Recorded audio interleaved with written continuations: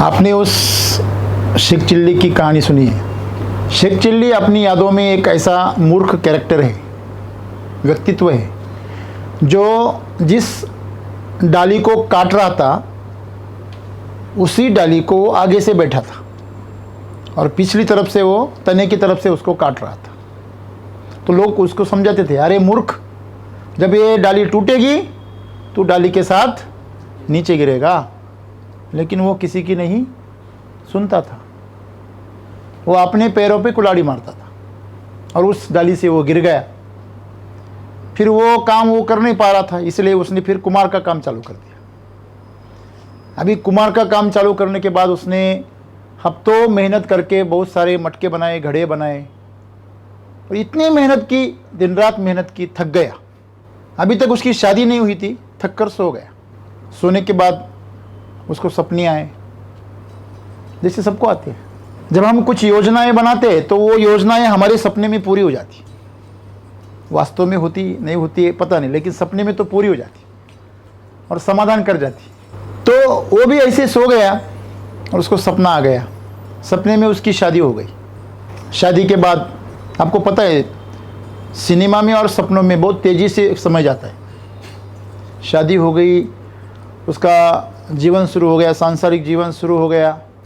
फिर वो पलंग पर सो रहा था, दोपहर के वक्त था और उसे गर्मी लग रही थी, इसलिए उसने आवाज़ दिया, अरे ओ मेरी बीवी। आजकल लोग बोलते हैं ना भाई को ऐसे, अरे ओ बीवी कहाँ है तू, मुझे शरबत लेके आ, मस्त ठंडा ठंडा। ईमानदार थी वो बीवी, ईमानदारी से शरबत लेके आई। उसने पिया, एक ही घूंट उसके गले से उतरा था कि उसको ऐसा कड़वा लगा। उसने वो ग्लास जोर से पटक मारा उसके मुंह पे और जोर से चिल्लाया हाथ पैर खड़े करके, अरे मूर्ख, तुझे समझता है शरबत कैसे करते, कितना कड़वा बना दिया तूने। ऐसा करके वो जाग गया।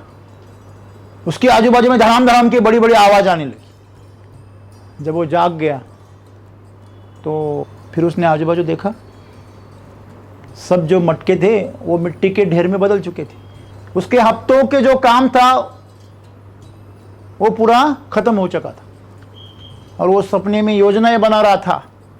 इतने मटके बनाए, जब वो मटके बना रहा था ना तो योजना बना रहा था, इतने मटके बनाए, इनको मैं बेचूंगा, पैसे कमाऊंगा, घर बनाऊंगा, शादी करूंगा, बीवी आएगी, उस पर रौब जमाऊंगा, और ऐसे में सो गया। योजना बनाते बनाते सो गया। फिर क्या हुआ वो आपने सुना।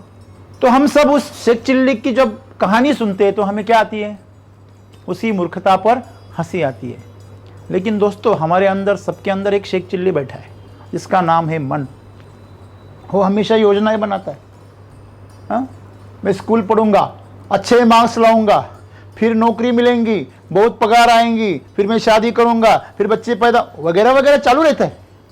प्लानिंग तो हमारा मन के अंदर चालू ही रहता है, वो कभी खत्म नहीं होता। तो योजनाएं बनाना, अपनी वासनाओं को पूरा करने के लिए शरीर अपने मन से कामनाएं पैदा करता है। मन की जो पूरी कामना है वो शरीर की वासनाओं को पूरा करना ही है। तो जो भी चीज आपको भोगने की इच्छा होती है उसे वासना ही कहते हैं। तो ये सब वासनाएं कामनाओं के द्वारा पूरी होती है और वो कामनाएं पूरी करने के लिए अपना मन योजनाएं बनाता है। कुछ काम कर जाती है, कुछ काम नहीं करती है। और जिनकी काम करती है, दुनिया में ऐसे 3% लोग हैं उनकी योजनाएं काम करती है, वो पूरा ताकत लगा देते उसके ऊपर। बाकी लोगों की तो जीवन भर काम ही नहीं करती है, फिर आस लगाए जीवन चलता है उनका। तो जिनकी पूरी होती है, आप उनका तो जीवन जरा देखना। जिनके पास में करोड़ों रुपए है, गाड़ी है, बंगला है, पद है, बहुत बड़ा ओहदा है, क्या वो लोगों के पास में उन्होंने जो चाहा था, जो योजना उन्होंने जिस लिए बनाई थी, क्या वो उनको मिला? अगर मिला होगा तो वो आनंद में होने चाहिए, वो प्रसन्न होने चाहिए, उत्साह में होने चाहिए। क्या ऐसा है? नहीं है। जिसके पास में आज के तारीख में 5 लाख की सैलरी है महीने की, आपको क्या लगता है उसका जीवन कैसे होना चाहिए? आपके पास में 50,000 की भी नहीं है, शायद है, आपको आज से 50 की मिलेगी, तो उसके में 5 लाख की सैलरी है, तो उसका जीवन कैसे होना चाहिए? आपसे तो कितने गुना अच्छा होना चाहिए? कम से कम 10-15 गुना अच्छा। लेकिन आप जब वास्तविकता को जानेंगे तो वो उसके काम से इतना बंधा होता है कि उसको वो पैसे खर्च करने के लिए वक्त नहीं रहता। पैसा और समय ये ऐसा जाल है, पैसा बढ़ता है तो वक्त कम हो जाता है, और वक्त बढ़ता है तो पैसा कम हो जाता है। अब डॉक्टर को देखना, एक उसके पास में अगर बहुत सारे पेशेंट आ गए और वो बहुत फेमस हो गया तो उसको खाना पीना भी मुश्किल हो जाता है, क्योंकि अगर पेशेंट नहीं देखेगा तो वो फिर चले जाते हैं दूसरी तरफ, उसको अटेंड करना ही पड़ता है। अगर आपने दुकान डाली, आपकी दुकान चली तो आपको खाने की फुर्सत नहीं, और आपकी अगर दुकान नहीं चली तो आपके पास में कोई पैसा नहीं। अगर पैसा नहीं है तो खर्च कैसे करेंगे, और बहुत पैसा है और वक्त नहीं तो खर्च कैसे करेंगे? इस तरह इस जाल में मनुष्य फंसा हुआ है। जो यशस्वी जीवन है वो इन सबके परे है। तो हमारे मन की जो कामना है, योजनाएं हैं, ये पूरी ना हो ऐसे गुरु चाहते हैं। क्यों चाहते हैं? उनको पता है सच्चाई कुछ और है। सब कुछ मिलने के बाद भी अगर आपको तृप्ति नहीं मिलती तो वो क्यों पाना? उसके पीछे अपना इतना अनमोल जीवन क्यों गंवाना? हमारी इतनी बड़ी बड़ी योजनाएं अगर हमें तृप्ति नहीं दिला सकती तो उस योजनाओं का क्या फायदा? क्योंकि सब जाना है, सबको जाना है, और जाते वक्त सब छोड़ के जाना है। अगर जो छोड़ के ही जाना है तो वो पाना ही क्यों? क्या आप जब पानी पीते हो तब जो खाली बोतल हो जाती है प्लास्टिक की, वो आप क्या करते हो? फेंक देते हो, क्योंकि आगे जाके आपको वापस खरीदनी है तो आप फेंक देते हो, क्योंकि आपको पानी चाहिए, बोतल नहीं खाली। वैसे जीवन में पैसा खाली बोतल की तरह है, उसको जमा करोगे तो आपके पास में सिर्फ खाली बोतलें रहेंगी, पानी नहीं मिलेगा। पानी मतलब जीवन, और बोतलें मतलब पैसा। हाँ, वो जीवन को पैसा ही पकड़ के रखेगा, लेकिन जब आपके पास में उसके अंदर जीवन नहीं है, जीवन देने की क्षमता नहीं है, तो ऐसी खाली बोतल कुछ काम की नहीं। आपके पास उतनी ही बोतलें चाहिए जितनी आप लेके जा सकते, बाकी बोतलों का कुछ काम नहीं। वैसे ही जीवन में सद्गुरु आज हमें क्या बता रहे हैं? जीवन की सच्चाई को आप जानो। गुरु की जो कृपा होती है ना, वो आपकी योजनाएं पूरी करने के लिए नहीं होती, बल्कि जीवन खुद एक योजना है, उसको पूरा करने के लिए होती है। आपको पता है हमारा जो जीवन होता है एक प्रारब्ध से पैदा हुआ है। हमारे कर्म है, हमारे कुछ कर्म है, और उस कर्म को काटने के लिए हमारा जीवन है। पिछले जन्म में हमने कुछ किया है, वो जन्म में जो किया है उसकी भरपाई करने के लिए आज हम जो भी भोग रहे हैं वो उसके लिए है। जो कर्जा निकाला है भाई उसको फेड रहे हैं, इसलिए तुम्हें काम पे रखा है।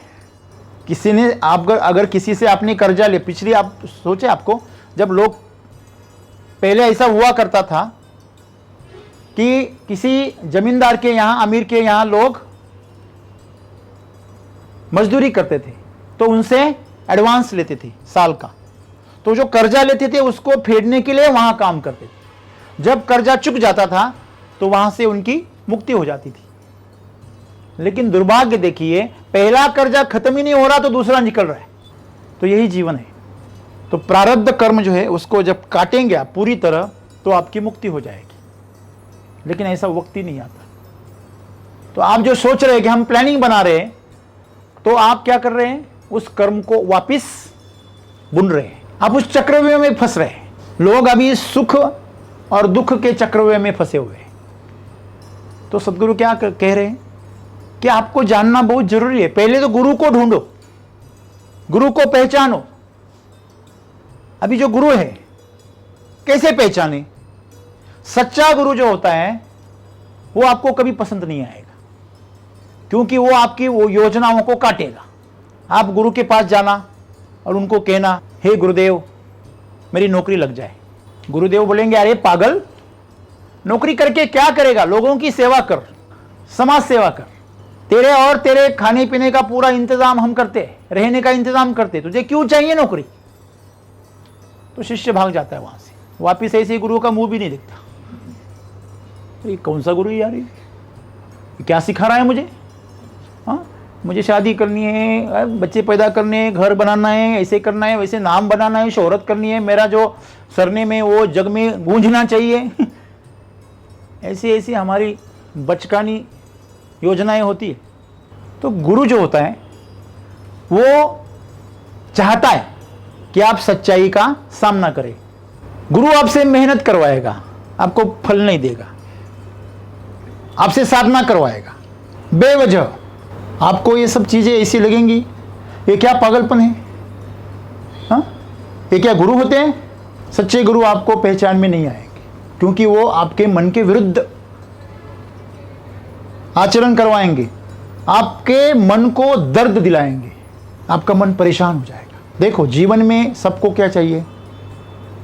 शांति चाहिए, आनंद चाहिए, समाधान, तृप्ति चाहिए। लेकिन हम जो भी आज कर रहे हैं, जो भी योजनाएं बना रहे हैं, वो योजनाएं आगे जाकर आपको ये कुछ दे सकती है? समझो बीच में ही आपकी मौत हो गई, तो आप क्या ये सब साथ में लेके जाएंगे? क्या आपकी योजनाएं पूरी होंगी? होगी? नहीं होगी।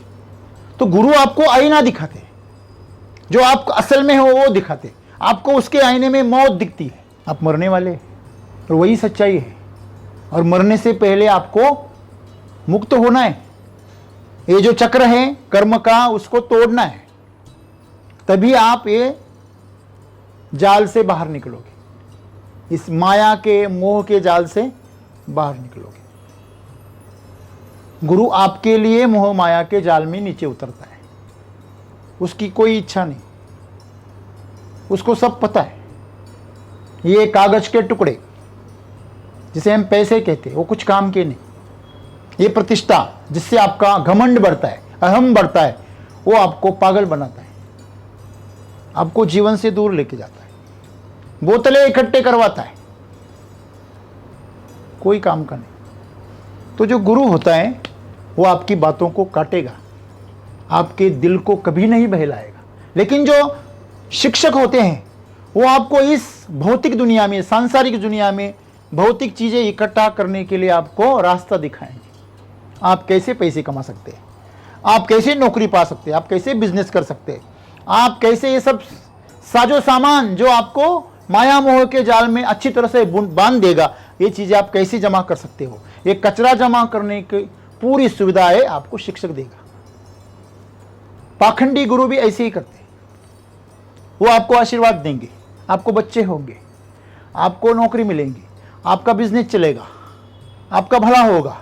ये गुरु नहीं है, ये गुरु नहीं है। शायद ये सिद्धि प्राप्त करने वाला कोई साधु हो या कोई पंडित हो, लेकिन ये गुरु नहीं है। तो गुरु आपको नंगा करवाएगा, आपके अंदर जो भी है वो आपको दिखाएगा। आप डरोगे, आप भागोगे, नहीं नहीं ये मैं नहीं हूं, मुझे ये नहीं चाहिए। तो जो योजनाएं हम बना रहे हैं, उन सब योजनाओं को गुरु तोड़ मरोड़ देगा, उसकी पोल खोल देगा। तो हमारे पैरों से जमीन निकल जाएगी, हमारा मन लड़खड़ा जाएगा, डर जाएगा, वहां से भागने का मन करेगा। ऐसे ही होता है। तो गुरु जो होता है वो आपकी जो अभी की योजनाएं हैं, जो मन ने बनाई है, उन सब योजनाओं को वो बुनियाद से निकाल देता है। वो आपको दिखा देता है कि जीवन जो है वो खुद योजना है, उसमें योजना बनाने की कोई ज़रूरत नहीं है। तो जीवन इतना सुंदर है कि आपको अगर उसको जानना है तो आपको साधना करनी पड़ेगी, आपको तपश्चर्या करनी पड़ेगी, मन के विरुद्ध आपको तपना पड़ेगा। वो ऐसे रास्ते में आपको ढकेल देगा जहां आपको कुछ दिखेगा नहीं, सब अंधेरा है, कोई नहीं, आप अकेले हो। लेकिन जब आप उस अंधेरे को पार करोगे तो जो प्रकाश मिलेगा, उस प्रकाश में जब आप खिलोगे, जब आप इन आपकी खुद की योजनाओं से परे चले जाओगे और जीवन की आपकी योजना सिद्ध होगी, वो सफल होगी, तो आप ऐसा पुरुष बनोगे, आपके मन में जो आएगा वो सत्य हो जाएगा, और इतनी तेजी से कि आप कल्पना भी नहीं कर सकते। जो चीज पाने के लिए साधारण इंसान पूरी जीवन लगा देता है फिर भी नहीं पाता, वो चीज ऐसा मुक्त पुरुष पल में पा सकता है। अगर आपको भरोसा नहीं तो मैं आपको एक उदाहरण देता हूं। किसी गरीब को अगर घर बनाना है तो उसकी पूरी जिंदगी मेहनत करनी पड़ती है, तब जाके वो कुछ 2-4 लाख का घर बना सकता है। वो पूंजी वो जमा करता है जिंदगी भर मेहनत करके, तब वो कुछ 4-5 लाख 2-4 लाख का घर बनाता है। क्या ऐसा नहीं है? ऐसा नहीं है? एक बाजू में उसकी पूरी जिंदगी है और दूसरी बाजू में कोई करोड़पति है, उसके बस मन में आया चलो एक 40-50 लाख का 1 करोड़ का फ्लैट लेते हैं, घर बंगला बनाते हैं या लेके खरीद लेते हैं, तो पल भर में वो महल भी खरीद लेता है। क्या ऐसा नहीं है? जो काम एक सामान्य आम इंसान को जिंदगी भर काम करवाता है, वही काम ये करोड़पति कुछ पल में कर देता है, बस मन में आने की जरूरत है। ऐसा ही आध्यात्मिक जीवन में भी है, सांसारिक जीवन में ऐसा है कि हमें बहुत मेहनत करनी पड़ती है तब कुछ जाके कुछ मिलता है। आध्यात्मिक जीवन में भी ऐसे ही है, आप साधना करके आपको आपकी जीवन की योजनाओं को सफल बनाना है, ना कि ये जो सांसारिक योजना है। जो अगर जीवन की योजना में सफल हो गया तो सांसारिक योजना उसकी ऐसे ही पूरी हो जाती, खुद की नहीं, वो कितने सारे लोगों की सांसारिक योजनाएं पूरी कर सकता है, उतनी शक्ति उसके पास है, आती है, अभी भी है आपके सबके पास, लेकिन आपको कोई उसका पता नहीं। तो आज सदगुरु हमें यही संदेश देना चाहते हैं कि आपके पास में प्रचंड शक्ति है, लेकिन आप उस ऊर्जा शक्ति को, आत्मशक्ति को विकसित करने के बजाय हम हमारी मानसिक शक्ति को, शारीरिक शक्ति को बल देते हैं। तो आप आपका बाहुबल, मनोबल बढ़ाने के चक्कर में पूरा जीवन बर्बाद कर देते हैं। आपको आपका आत्मबल बढ़ाना चाहिए। जिस दिन आप आपका आत्मबल बढ़ाएंगे, गुरु कहते हैं हमारी जो कृपा है वो तभी काम करती है जब आप आपके जीवन को योजना की तरह जीते हो, सफल बनाने की कोशिश करते हो। तो गुरु जो होते हैं वो आपकी सांसारिक योजनाएं पूरी करने के लिए कभी कृपा नहीं करेंगे, कभी नहीं करेंगे। अगर कोई करता है आपकी सांसारिक इच्छाएं पूरी करने के लिए, वो जो मन की योजनाएं पूरी करने के लिए, तो वो गुरु नहीं है, वो आपको बेवकूफ बना रहा है, वो आपको सुख दुख की दलदल में धसा रहा है। अगर गुरु है तो आपके मन को तकलीफ देगा, मन को जड़ से उखाड़ देगा, उसके अस्तित्व को मिटा देगा, और फिर आपको शुद्ध प्रकाश दिखेगा जो आप हो। और वही गुरु चाहते हैं कि हमारे जीवन में आप जब जीवन में जीते हो तो आप अपनी योजनाएं बनाना जो अभी शुरू कर रहे हैं या कर रहे हैं उसको छोड़ दीजिए, आपके लिए उसे योजना बनाने दीजिए, क्योंकि आपका जो जीवन है वो उसकी योजना है, ये आपका बनाया हुआ नहीं है। आप जहाँ पैदा हुए हो, आप जो कर रहे हो, आप अभी जो भोग रहे हो, ये आपके मर्जी से नहीं। क्या ये सही है? अगर है नहीं है सही तो आप में से कौन मुझे बता सकता है कि सर मेरा जीवन मेरी मर्जी से चल रहा है? हेलो, क्या कोई आदमी आपने देखा है कि जिसका जीवन उसके मर्जी से चल रहा है? सांसारिक आदमी देखा है? देखा है?